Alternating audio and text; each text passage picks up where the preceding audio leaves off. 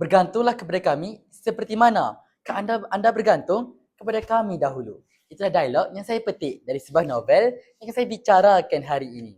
Sebelum itu, watashi no namae wa Khairul Mubarak. Saya, Khairul Mubarak bin Sari Nizam dari Sekolah Berasrama Penuh Integrasi Gopeng, Kod Sekolah ARA 9001. Saya diberi kepercayaan untuk menggalas tugas sebagai pengawas sekolah dan kru TV PSS. Pencapaian tertinggi dalam PAJSK saya pula adalah Gangsa La Anugerah Remaja Perdana Rakan Muda. Saya juga menyertai pertandingan menulis esei Ratu Commonwealth. Dan dua karya puisi saya juga telah diterbitkan dalam majalah Dewan Siswa edisi Januari dan Jun tahun ini. Hebat bukan? Tanpa melengahkan masa, molek kiranya saya membawa anda semua, kita sama-sama telusuri sebuah karya hebat hasil penulisan penulis prolifik tanah air, Temeh Adullah. Satu nama yang cukup gah dalam bidang penulisan ini sebenarnya merupakan graduan ijazah sarjana muda seni bina di United Kingdom. Dan kini beliau bekerja di sebuah firma seni bina di London. Penulis ini juga merupakan penerima Anugerah Buku Malaysia 2020 dengan bukunya yang berjudul Arkitek Jalanan yang telah diterbitkan pada tahun 2017. Syabas diucapkan. Tak lengkaplah rumusan buku tanpa sinopsisnya.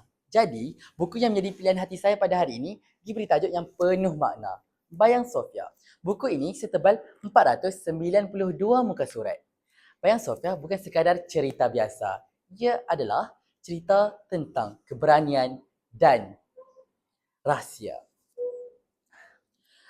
Novel ini mengangkat watak Sofia, seorang wanita muda yang sangat pintar, berdikari dan sangat berdedikasi dalam mengejar cita-citanya. Sofia berpendapat kejayaan hasil titik peluh sendiri jauh lebih bermakna. Namun, segalanya mula berubah apabila satu masa silamnya kembali. Satu yang cuba dilupakan, namun kini datang menghantuinya.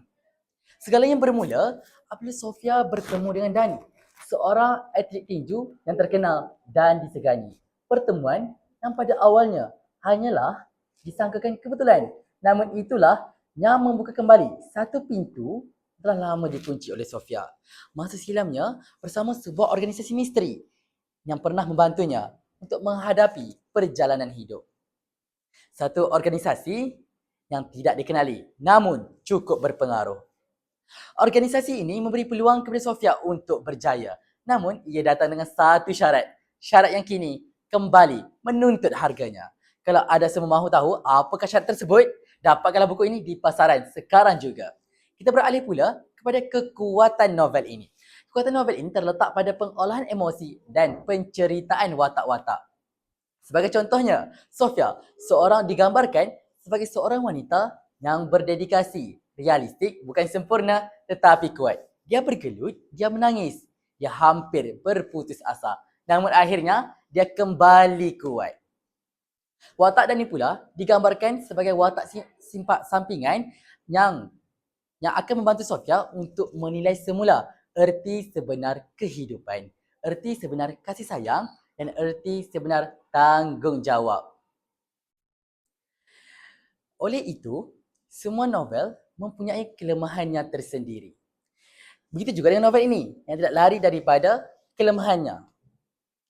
Penggunaan bahasa kiasan dan simbolik yang mendalam mungkin akan menyukarkan pemahaman pembaca kerana pembaca kurang biasa dengan penggunaan ataupun dengan penceritaan yang bersifat simbolik. Ada juga beberapa babak atau bahagian yang bergerak secara perlahan, terutamanya apabila naratif tertumpu kepada penceritaan monolog dalaman Sofia. Namun saya kira kelemahan ini adalah sangat kecil kerana mesej dan kesan keseluruhan novel ini tetap sampai kepada pembaca. Sebagai pembaca, saya sangat mengesyorkan novel ini kepada semua, terutamanya remaja dan pelajar. Kerana novel ini mengajar kita erti sebenar kejayaan, erti sebenar perjuangan. Dari segi pengajaran pula, novel ini mengajar kita setiap pilihan, setiap tindakan ada akibatnya. Oleh itu, janganlah kita untuk takut menghadapi setiap dugaan kerana perkara itulah yang akan mematangkan diri dan minda kita untuk menjadi seorang manusia yang berguna untuk masa hadapan. Secara khulasanya, novel Ben Sofia ini syarat dengan makna.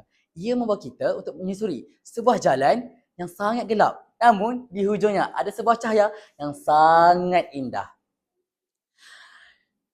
Bagi menutup perkongsian ilmu pada hari ini, izinkan saya untuk berkongsi bait kata-kata untuk renungan kita bersama. Keberanian bukanlah ketiadaan rasa takut, tetapi kemampuan untuk bertindak walaupun dalam ketakutan. Oleh itu, sekian sahaja daripada saya. Sekian, terima kasih.